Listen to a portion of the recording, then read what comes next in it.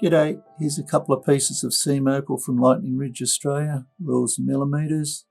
Material's been wetted to help show the colours.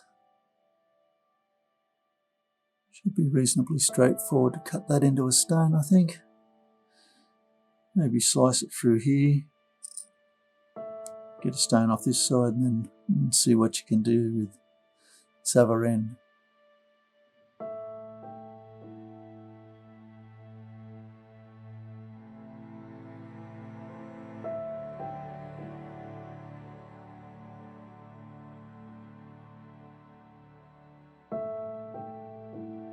Anyway, I think they should be easy to cut for someone. Hope you've enjoyed. Cheers.